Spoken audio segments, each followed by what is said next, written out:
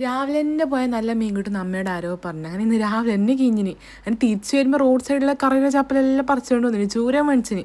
അമ്മക്കത് വെക്കാൻ അറിയാം, പക്ഷേ നല്ല പാങ്ങനെ വെക്കണമല്ലോ. അങ്ങനെ യൂട്യൂബെല്ലാം കുറേ നോക്കി, പിന്നെ എല്ലാവരും വിളിച്ചു വയ്ക്കുന്നത്.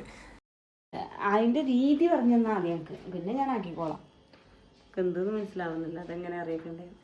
എന്താ രീതി വേണ്ട പറയേ. മീൻകറി വെക്കാൻ അറിയില്ലേ? മീൻകറി വെക്കാൻ അറിയാം, ചൂരക്കറി വെക്കാൻ അറിയില്ല. ചൂര മീൻ തന്നെയല്ലേ? എല്ലാ മീൻ പോലെ അല്ല അത്. ചൂര മീൻ കറി വെക്കുന്നത് വേറൊരു സ്റ്റൈലാണ്. ഇത് കണ്ടിട്ട് റോഡ് സൈഡിൽ നിന്ന് പറിച്ചിട്ട് വന്നതെന്ന് വിചാരിക്കണ്ട. ഇത് ഈ അമ്മ സ്കൂളിലേക്ക് പോകാനിട്ട് ആരെങ്കിലും എന്തെങ്കിലും കൊണ്ടുവരും ടിഫിനിൽ.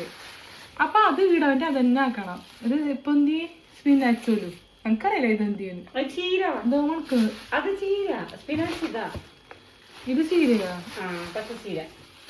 ഓക്കെ, എല്ലാം ഒരേപോലെ ഉണ്ട്. എനിക്കറിയാം എന്തെങ്കിലും കാട്ടുതൈ എന്തോ എന്തോന്നാ തോട്ടിലെല്ലാം ഒരു ചപ്പലുണ്ടാവും.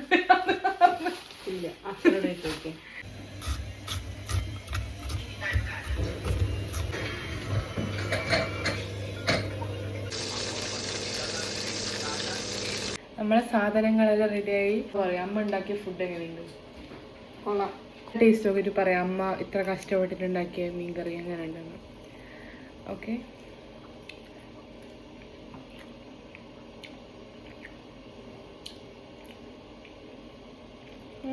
കൊള്ളാം. ചോറ് വയ്ക്കാൻ തുടങ്ങിയ ശേഷമാണ് എനിക്ക് ഒരു കാര്യം ഓർമ്മ വന്നത്. വെള്ളുള്ളിയില്ലേ, ഗാർലിക്, അതിൻ്റെ അച്ചാറ് പിന്നെ അമ്മാക്കിയതല്ല, പിന്നെ അപ്പുറത്തെ റൂമിലത്തെ ചേച്ചിനെ വീട്ടിൽ നിന്ന് കൊടുത്തയച്ച്.